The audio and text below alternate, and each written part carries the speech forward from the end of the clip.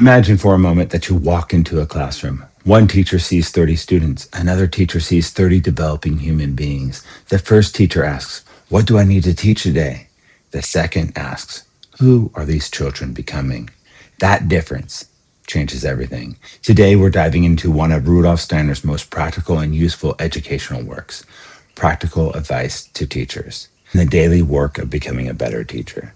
And whether you're standing in front of the classroom, homeschooling your children, coaching a team, leading a business, or simply helping another human being grow, these ideas are surprisingly relevant. Let's jump in. Part one, the teacher must become a student of the child. One of Steiner's most important ideas is this: most education studies subjects, great education studies children. A math teacher may spend years studying mathematics. An English teacher studies literature. A science teacher studies science. Steiner says that's not enough. The teacher must study human beings. Every child is unique. Every child learns differently. Every child arrives carrying different gifts, challenges, talents, and possibilities. The great teacher becomes an observer, not a judge, not a controller, an observer. Instead of immediately asking, "How do I fix this child?" the teacher asks, "What is this child showing me?" This shift changes everything. And this isn't just about children. This is how we should approach everyone. Most people are trying to label each other. Steiner is inviting us to become curious. Curiosity creates understanding. Judgment closes the door. Observation opens it. Part two, rhythm is more powerful than rules. One of Steiner's recurring themes is rhythm. Children thrive when life has rhythm. The modern world often worships freedom. Steiner reminds us that rhythm creates freedom. When children know what comes next, they relax. Their nervous system relaxes. Their attention improves. Their behavior improves. Their learning improves. Think about your own life. How much easier is it to function when you wake up consistently, exercise consistently, eat consistently, sleep consistently? Adults thrive on rhythm. Children need it even more. A healthy classroom might include a morning greeting, movement, story, lesson, practice, art, review, closing. The rhythm itself becomes an invisible teacher. They know what to expect. The children know what to expect. In rhythm, you know what to expect. Part three, imagination comes before intellect. This is one of my favorite Steiner's teachings.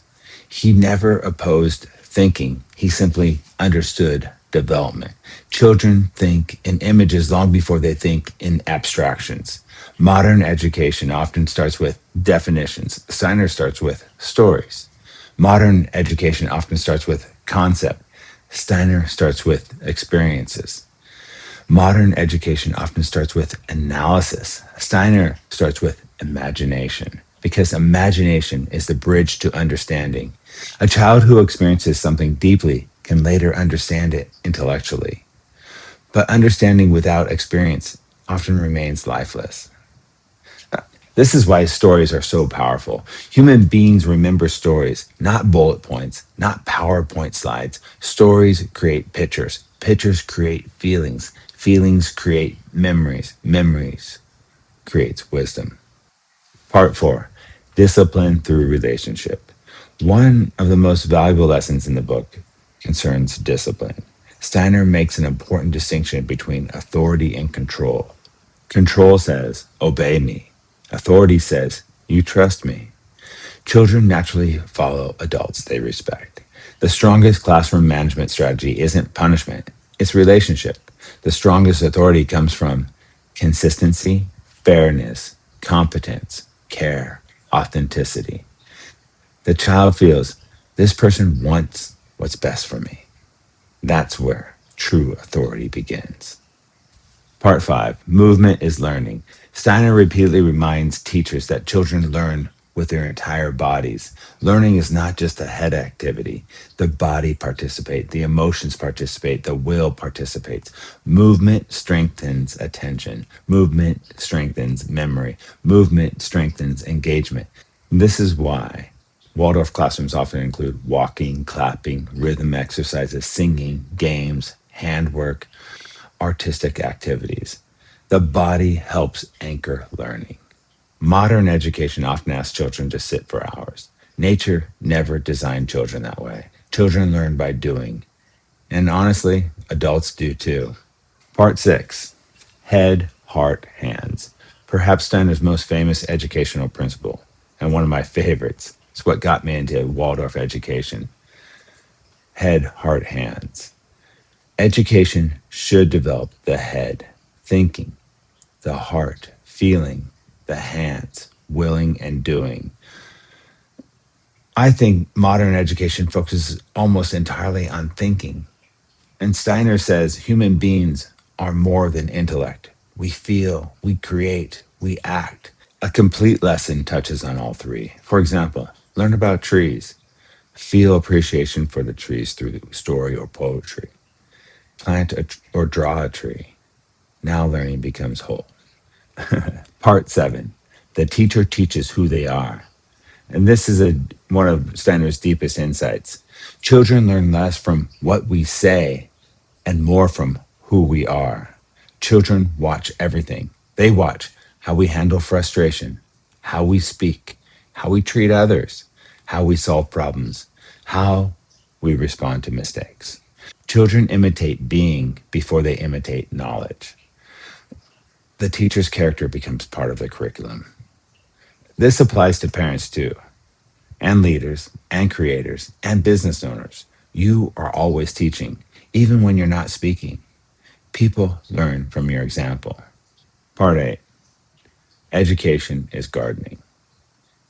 Perhaps the best metaphor for Steiner's approach: a gardener cannot force a plant to grow. A gardener creates conditions.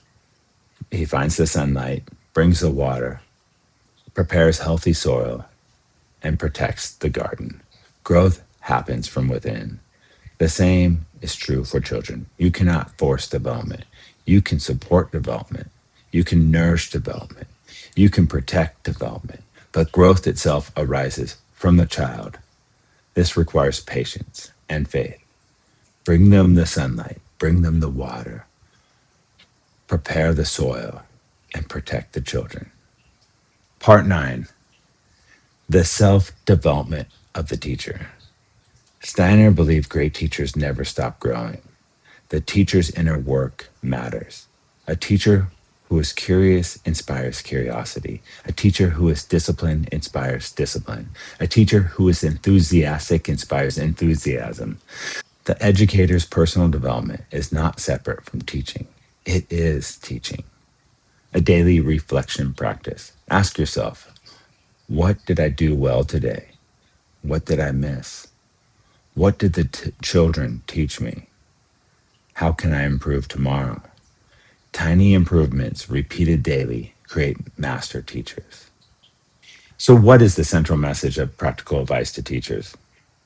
I believe it's this: teaching is not the transfer of information.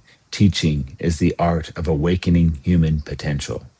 See the child, observe deeply, create rhythm, teach through imagination, build relationships, engage the head, heart, and hands, develop yourself. And remember, the child is not a problem to solve. The child is a mystery unfolding.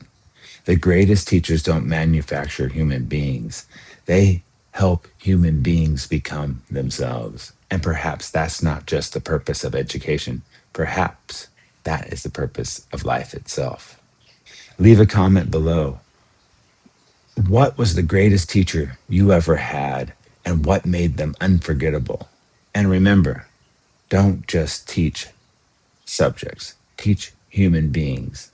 Until next time, keep learning, keep growing, keep becoming. I wish you love and peace, wisdom and understanding. Enjoy this day.